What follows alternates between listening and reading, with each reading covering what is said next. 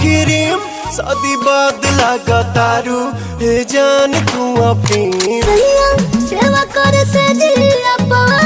करना दूध पी हमें प्रोटीन मिला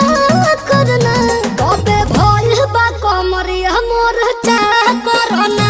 तबे भइल बा कमरिया मोर चाह करना